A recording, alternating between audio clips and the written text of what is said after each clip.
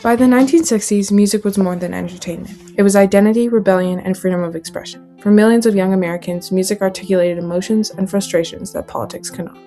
But to many conservative Americans, this same music represented something dangerous, salacious, and capable of corrupting the nation's youth.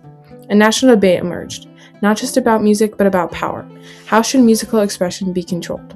In reaction to the cultural revolution of explicit pop, rock, and hip-hop music that began in the late 1960s, continuing into the Reagan Revolution of the early 1980s, an organization called the Parental Music Resource Center pushed for reform through parental advisory labels. However, this reform ultimately failed to suppress controversial music and instead led to an unintended counter-reaction in which the kinds of music the PMRC sought to suppress became more popular than ever. This controversy holds important lessons for those trying to do or pose something similar to social media today. After years of Democratic control, Americans elected Ronald Reagan and other Republicans in 1980. Reagan presented himself as a return to traditional values. His presidency became the political face of a broader conservative movement that emphasized limited government, free market capitalism, and renewed focus on family values. Reagan's agenda resonated strongly with religious and socially conservative families who felt alienated by the cultural shifts of the 1960s and 1970s, such as feminism, civil rights activism, and anti-war protest. They believed popular media was eroding morality, and music became a central target of these anxieties. The 1970s revolutionized music consumption. Cassette tapes, car radios, and Walkmans made music portable, private, and accessible in ways never seen before. At the same time, artists increasingly used music as a platform for protest and self-expression. Rock, pop, and emerging hip-hop confronted themes of sexuality, violence, gender, and power. To conservatives, these songs symbolize chaos and corruption rather than creativity. Further escalating the situation, music, once confined to living rooms, now followed teenagers everywhere, into bedrooms, schools, and cars.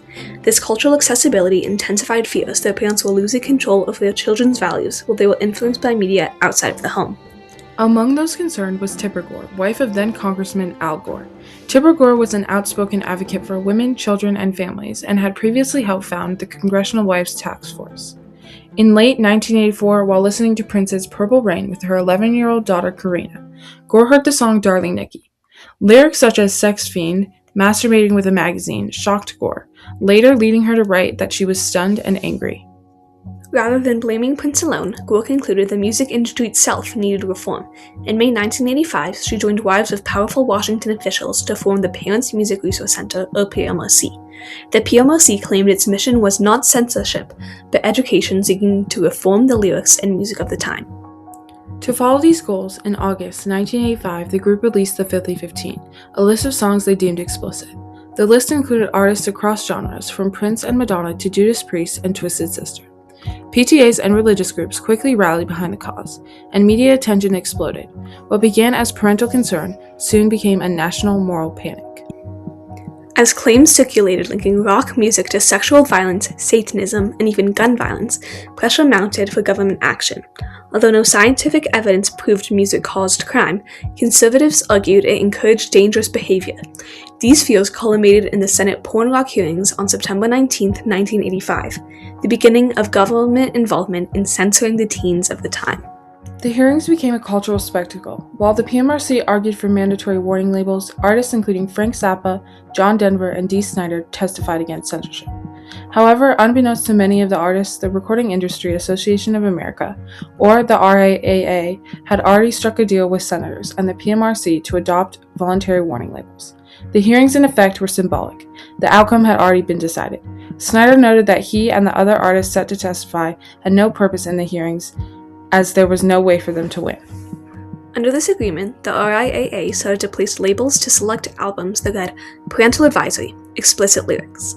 These labels brought government-induced censorship into the public and created a reaction of rebellion among the young listeners of these so-called explicit albums. Ironically, the parental advisory sticker did not reduce sales. The reaction to restricting music increased them. This social phenomenon, known as the Streisand effect, occurs when attempts to suppress content make it more appealing.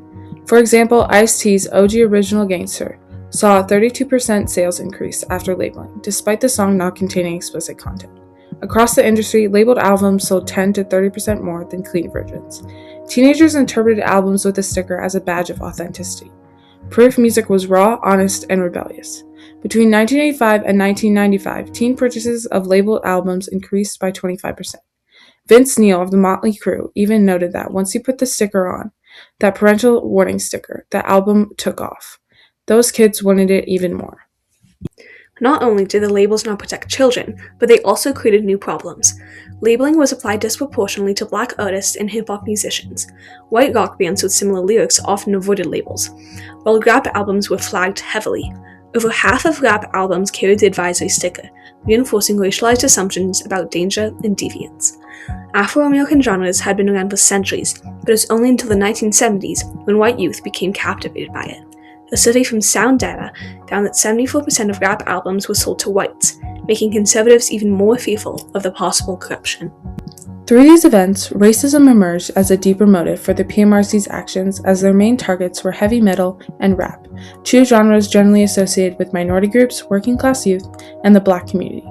African American music tended to address every aspect of human nature, including sexuality.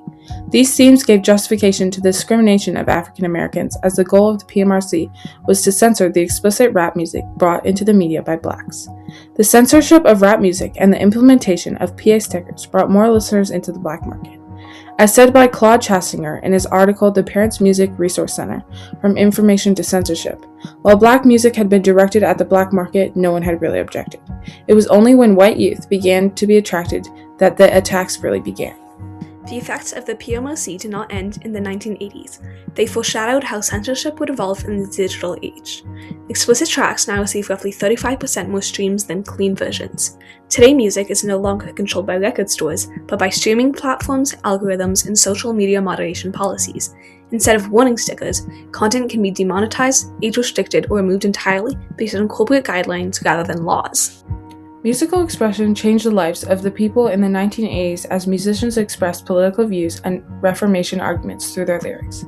Frank Zappa's song Porn Wars is a key example of these songs from the 1980s, as he advocated for free speech for him and his fellow musicians.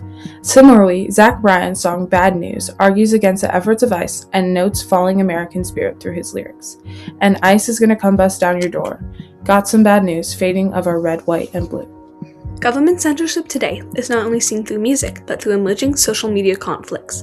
During the COVID-19 pandemic, in 2021, White House Press Secretary Jen Psaki acknowledged that the federal government was flagging social media posts it considered misinformation for Facebook to view. Although framed as public safety, critics argue this resembles the same government-influenced pressure seen in the PMRC era, only now directed at tech companies rather than record labels. In 2020 and 2021, Congress held hearings with CEOs of Facebook, Twitter, and Google to question how platforms moderate harmful content, particularly for young users. Lawmakers debated whether these companies had too much power over what Americans are allowed to see and hear online. The argument echoed 1985. Should private corporations decide what content is appropriate for the public? Controversy still drives engagement. The same unintended consequences that PMRC created with the parental advisory sticker now occurs through algorithms and viral outrage. Just as the PMRC claimed to protect children, today's platforms claim to protect users, yet the result is similar. Marginalized voices are disproportionately restricted, while controversy continues to drive engagement and profit. The 1980s music reform movement reveals a critical lesson. Culture cannot be controlled without consequences. Attempts to suppress expression often amplify it, turning fear into fuel for rebellion. What began as a moral crusade ended as a marketing tool. Ultimately, the PMRC failed to silence artists. Instead, it reshaped how Americans think about censorship, free speech, and who decides what is appropriate. In the digital age, those same questions remain unsolved, only now, the gatekeepers are algorithms rather than senators. Music still challenges power, and as long as it does, someone will try to control it. In the 1980s and today, we see government censorship and a push for control over the media. Sexuality, politics, and protests are topics often included in musical expression, as musicians and listeners push for reform.